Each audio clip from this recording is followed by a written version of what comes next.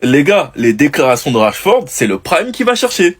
Rashford est à la recherche de son prime. Rashford va atteindre son prime avec le Barça, les gars. Quand j'atteindrai mon plein potentiel, je serai la meilleure version de moi-même. Seriez-vous un joueur plus heureux? Oui, certainement, mais je pense juste que ce sera la meilleure version de moi-même que j'ai jamais vue et ressentie dans ma vie. Cela aidera finalement Barcelone et aidera également l'Angleterre. Est-ce que déménager à Barcelone améliorerait vos chances d'aller à la Coupe du Monde? Oui. Si vous étiez resté à Manchester United, aurez-vous été appelé en équipe nationale d'Angleterre? Non, je ne pense pas que j'aurais été appelé. Maintenant, le sélectionneur Rashford, si vous voulez devenir un joueur de classe mondiale et avoir le potentiel d'être l'un des meilleurs au monde, vous devez faire vos preuves. Les preuves sont là, des passes décisives, des buts, des passes décisives, des buts, sans interruption. C'est le moment décisif, c'est maintenant, il n'y a pas d'autre moment, tu dois faire tes preuves. Et le mois de septembre, il a été le meilleur attaquant du Barça. Il a joué dans un Barça avec des blessés. Les cadres n'étaient pas là. Rafinha, Lamine Yamal, ainsi que Baldé, car son côté, c'était Gérard Martin. Au retour de la trêve, on récupère Lamine, Fermin. Il y a Baldé qui est déjà de retour. Rafinha prendra le temps qu'il faut. En tout cas, faut pas précipiter les choses. Et de me dire qu'à un moment dans la saison, la compo va ressembler à ça, les gars, tenez-vous prêts. Tenez-vous prêts. Rashford a fait passer un message. C'est son prime qui va atteindre au Barça. Il l'a dit. Et j'ai 100% confiance. Enfin bref, sinon vous les gars, vous en pensez quoi? Ramenez-vous sur Snap, on s'ennuie. Voici ce qui se passe quand le président de ton club déclare que Dieu supporte le Barça. Voici ce qui se passe quand ton président il déclare que le sexe c'est la santé. Voilà, plein de blessés. Robert Lewandowski souffre d'une déchirure musculaire du biceps fémoral de la cuisse gauche. Il est indisponible 4 à 6 semaines. Et le pire, c'est que cette même personne nous avait dit il y a quelques jours qu'il est victime de son âge et que certains en profitent. Rafinha est absent pour les matchs contre Gérone et l'Olympiakos et le club espère qu'il participera au match du Classico. Donc là, en gros, pour le Classico de out sûr, on a Lewandowski. On a Garcia, c'est sûr qu'il est out. Olmo, il est certainement out. Bon, Ter Stegen, lui aussi. Et Gavi aussi. Ferran Torres, lui, il serait prêt contre Gérone. Et Rafinha, pour l'instant, il est incertain, on attend de voir. Par contre, Fermin Lopez et Lamine Yamal, ça fait 2 jours qu'ils participent à l'entraînement de groupe, on attend de voir. Franchement, je comprends pas, ils veulent qu'on aille jouer le Classico avec qui? Qu'est-ce qui se passe? Oh, on joue pas la Coupe du Monde des clubs, on n'aura pas trop de blessés. Mon œil, on est l'un des clubs qui a le plus de blessures. Franchement, les gars, ce qui est en train de se passer, c'est terrible. Aujourd'hui, c'est la dernière journée de trêve pour les Barcelonais. De la Fuente, je te demande pardon. Pardon, s'il te plaît. Aie pitié de nous. Vraiment, De la Fuente, aie pitié de nous. Regarde l'état de nos joueurs. On ne veut pas le voir titulaire. La Fuente, on ne veut pas le voir titulaire, s'il te plaît.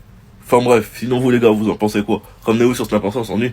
Rafinha travaille dur pour être de retour. Malgré les rumeurs, pour l'instant, il n'est pas out pour le match contre Olympiakos et le Real. Et son témoignage est sorti concernant le fait qu'il devait rejoindre l'Arabie Saoudite, mais que Flick a tout changé. Attendez, bougez pas, je vous explique. Rafinha travaille dur en salle pour être disponible au plus vite. Lui et les clubs espèrent qu'il sera pleinement prêt pour le Classico, mais il ne l'exclut pas encore pour Gérone. Même si c'est compliqué, aucun risque ne sera pris. Concernant Rafinha en Arabie Saoudite, j'ai été touché lorsque j'ai reçu l'offre saoudienne car cette offre résoudrait de nombreux problèmes dans ma vie personnelle et assurerait l'avenir de mes parents, de mon fils et de nombreuses personnes proches de moi. Alors naturellement, nous avons pensé à partir et j'ai vraiment senti que c'était peut-être le bon moment pour partir. Mais avec l'arrivée du nouvel entraîneur, nous avons d'abord parlé au téléphone, puis en face à face et il a réussi à me convaincre de rester et heureusement, il m'a convaincu de le faire. Et la suite appartient à l'histoire. Il nous a sorti une saison référence. Il a prouvé à tout le monde qu'un joueur ne doit jamais être enterré en étant l'un des joueurs les plus décisifs du monde. Franchement, la sonde Rafinha, on peut que applaudir. Et quand on regarde le poids qu'il a pris dans le club, le poids qu'il a pris dans le vestiaire, le poids qu'il a pris sur le terrain, les gars, sachant qu'il était critiqué par tout le monde, moi le premier. Personnellement, j'ai retourné ma veste après son match contre le Paris Saint-Germain. Mais même après son match contre le Paris Saint-Germain, le même été, certains voulaient le vendre pour Luis Diaz ou Nico Williams. Lui-même l'a expliqué qu'il voulait partir en Arabie Saoudite car le contrat était irrefusable. Mais que Flick a réussi à le convaincre. Franchement les gars, c'est une belle histoire et maintenant on attend tous qu'une chose, c'est qu'il soit de retour de blessure. Enfin bref, sinon vous les gars, vous en pensez quoi? Ramenez-vous sur cette on s'ennuie.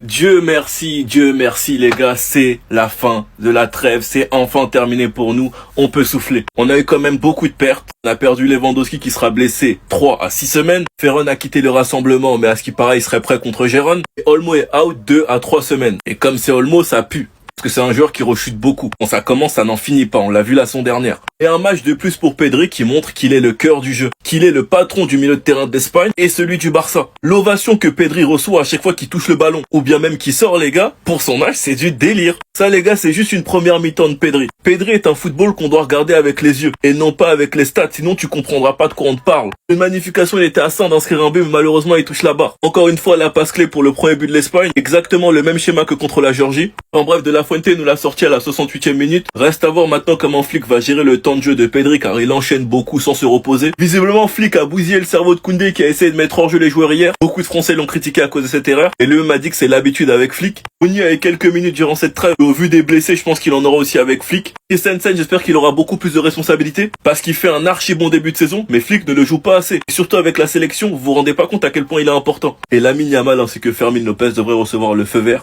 Pour l'instant, s'entraîne correctement avec le groupe. Enfin bref, sinon vous les gars, vous en pensez quoi? Ramenez-vous sur cette patience en nuit.